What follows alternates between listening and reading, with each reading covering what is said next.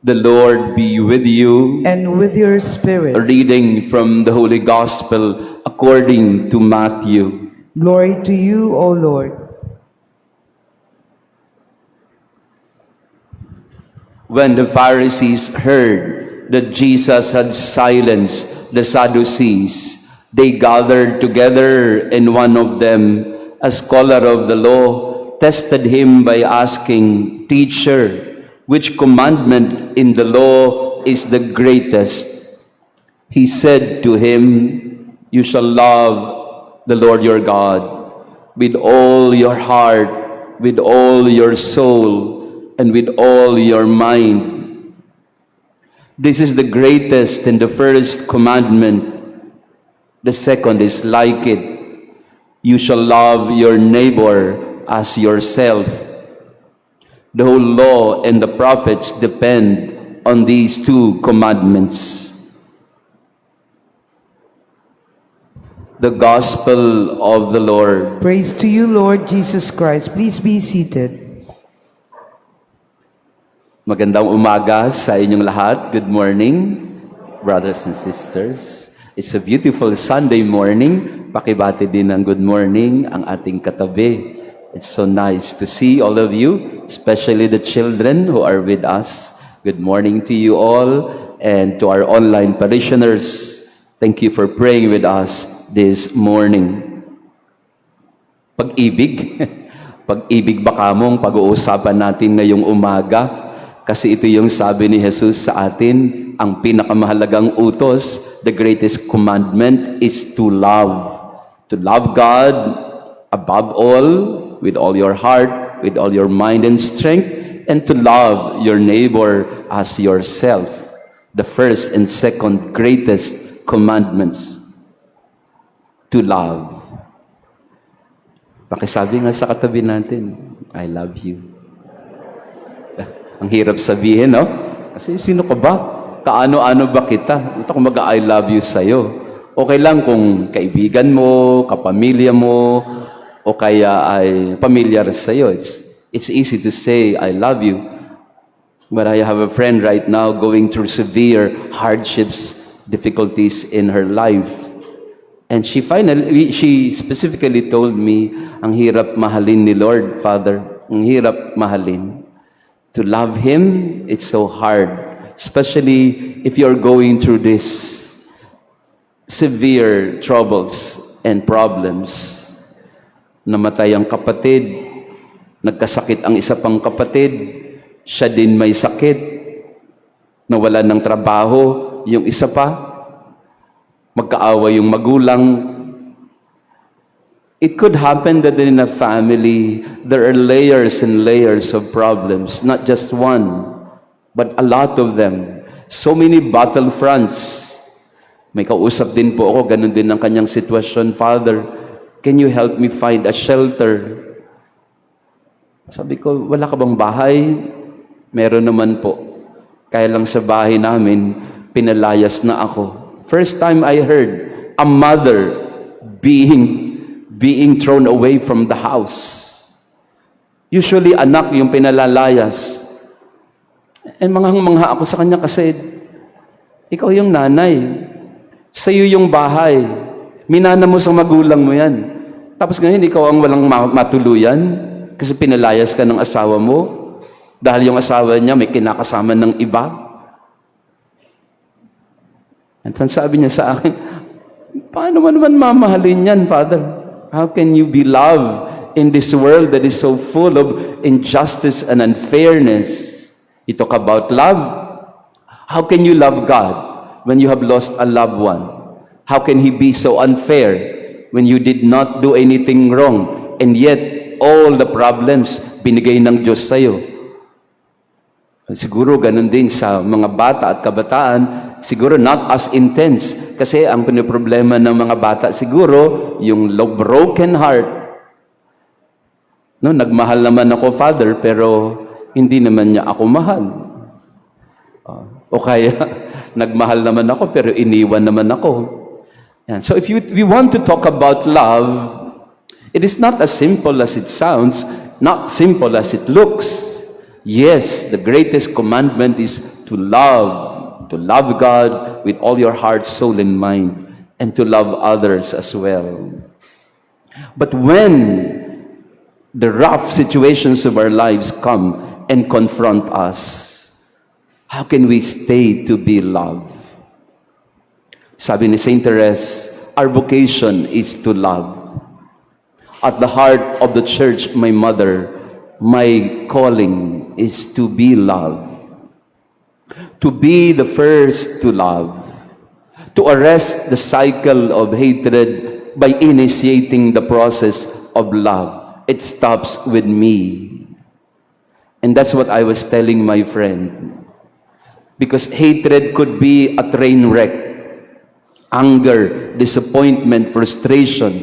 Pwede itong isang train na napakabilis ang takbo and it will go nowhere but destruction. And I was telling her, put on the brakes. And you have to remind yourself that this is not forever. That we cannot allow the disappointments and frustrations in life to take away from us our capacity to love, our capacity to understand, and to be merciful. Hindi pwedeng yung puso natin ay punuin ng galit at sirain ng lahat sa ating buhay dahil lamang hindi mo naiintindihan ang kilos at galaw ng Diyos sa iyong buhay at sa iyong pamilya. Kahapon po, I was in Tacloban. So ganun po ang buhay ko ngayon. Papasok ng umaga, lalabas ng gabi. In and out. So I gave a talk in Tacloban about synodality, about walking together in the church. Clergy, mga pare, madre, laiko, paglalakbay, may pagmamahalan. At the end of the talk, of course, there were many who came for some pictures and questions. One of the questions thrown at me was something that caught me by surprise. Kasi seryoso siya. Tang sabi niya sa akin, he took me to a corner and said, Father, ang ganda sana ng pinag-uusapan natin dito. At tama naman ang sinasabi nyo na kailangan tayong maglakbay, sama-sama, lahat tinatanggap. Pero to be honest with you, Father, puro lang naman itong mga palabas tayo. And I was taken aback. Sabi ko, anong palabas? Mayroon bang pelikula? Sabi niya, kasi Father, ganito. Dito halimbawa, andito tayo. We are gathered in this beautiful, nice hotel in Tacloban. But where are the poor in our midst? We're talking about lay people. The majority of our lay people are poor. So where are the poor in this gathering? Why are they not represented? Where are the PWDs? Where are the people who are excluded? Why are they not here?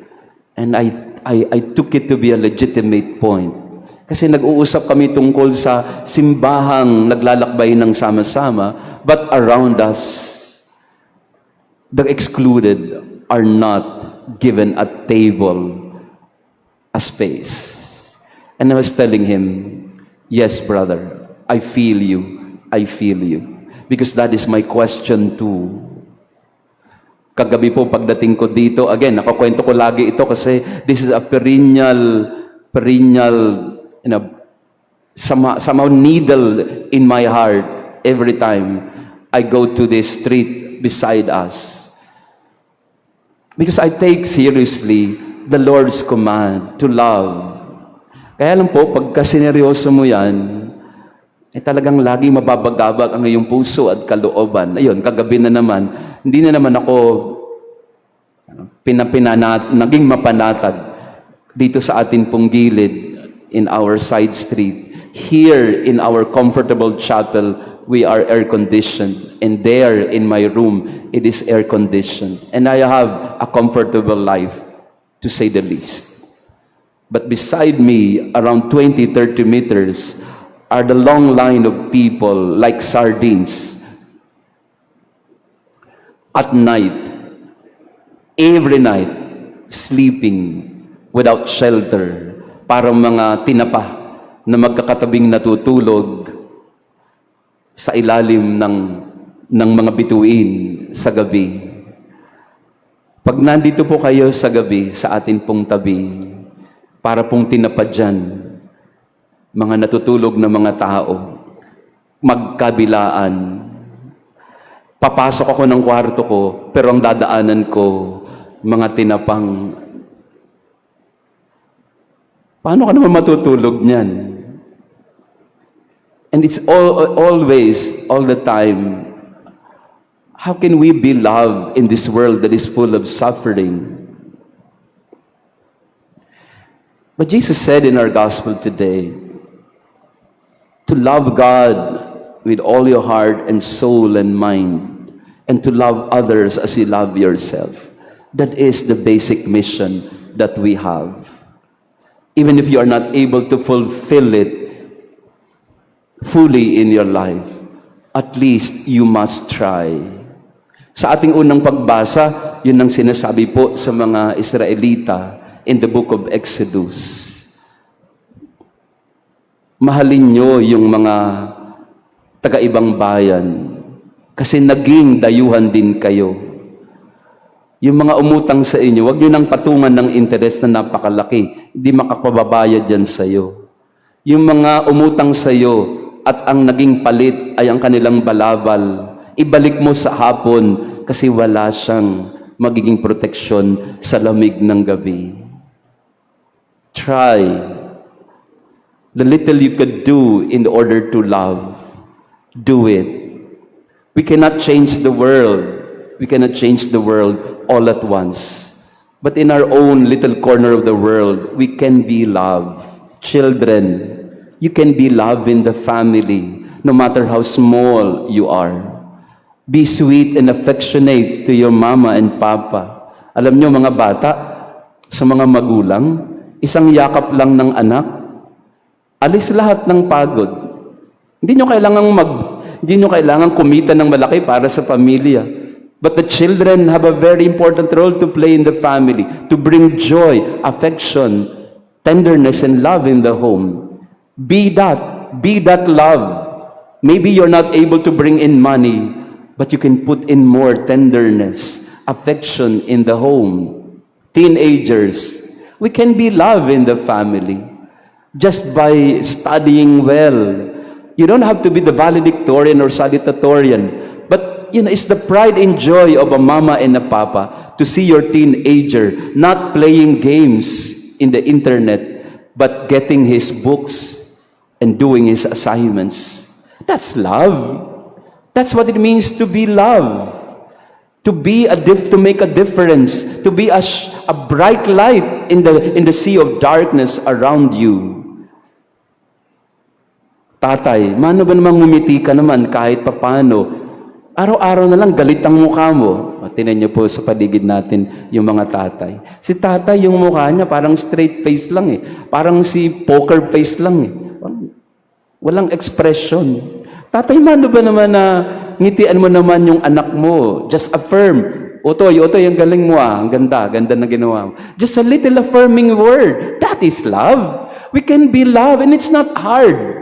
You don't have to change the world, but you can change the expression of your face. Mommy, you can be love in everything that you do. Pag nagluluto ka, sasarap ang ulam kapag ka niluluto ng may pagmamahal. Pero pagka ang ulam ay niluluto ng may sama ng loob, ano ang lasa noon? Mapakla, maalat. Well, kung maalat daw, sobrang mahal naman. We can be love.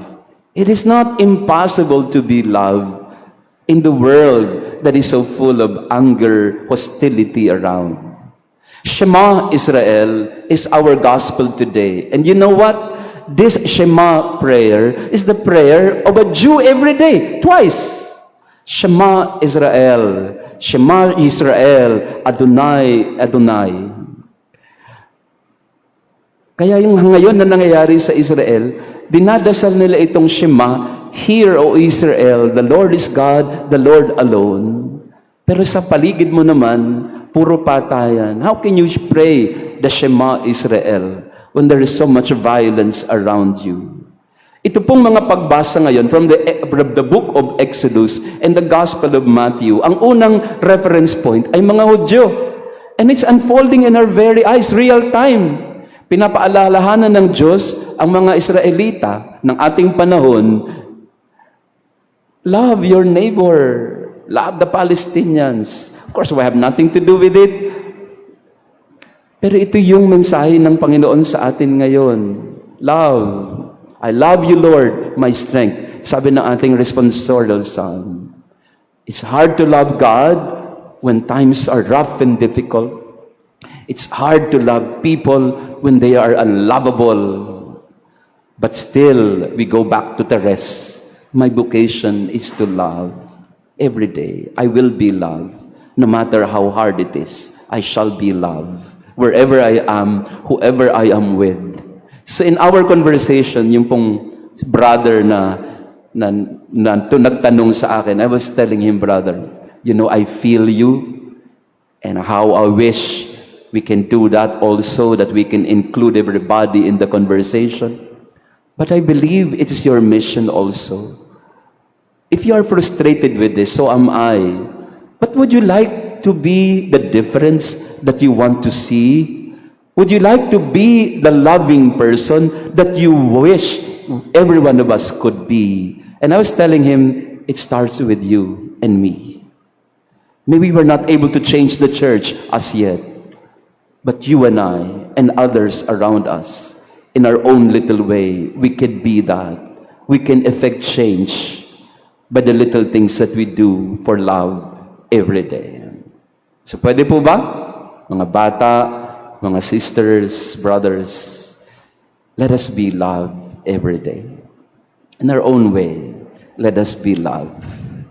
A face that smiles, a face that is beautiful because it is always full of joy and excitement, a demeanor that is welcoming, not threatening, a life that is full of humility and tenderness, reaching out, being the first to love. So today, let us make that our life purpose. Today and every day, I shall be loved. Pakisabi nga sa katabi mo, I love you. Oh, sana po araw-araw, mga online parishioners, let us be loved. Because that's the greatest commandment, to love God and to love one another. Una, maraming salamat sa inyong pagdalo sa ating banal na misa. To the children, thank you. Thank you for coming and attending the Mass today. And to our online parishioners, salamat din po sa inyong pagdalo. Let me just have some announcements from our sisters, our Salesian Sisters of Don Bosco. Their Youth Formation Assembly, you are invited this Sunday, November 5, 3 o'clock to 5 p.m. No? This is for the young people who are interested. Pope Pius XII Ladies Dormitory Recreational Hall. You may wish to join the sisters, young people in this Youth Formation Assembly. Ganun din po, ngayong araw na ito ay Prison Sunday. Pinagdadasal natin ang mga nasa piitan, gayon din ang mga volunteers at mga nangangalaga din sa kanila. Patuloy din po tayong nagdadasal para sa kapayapaan. Last Friday, Pope Francis invited us to pray for peace. We continue to pray for peace in the world today. Meron din po tayong mga envelopes for the souls available. Malapit na po ang undas, malapit na po ang panalangin natin sa mga yumao. You may wish to write down the names of your faithful departed. We will pray, we will include them in our masses for the whole month of November, and we will pray for the faithful departed. We now start.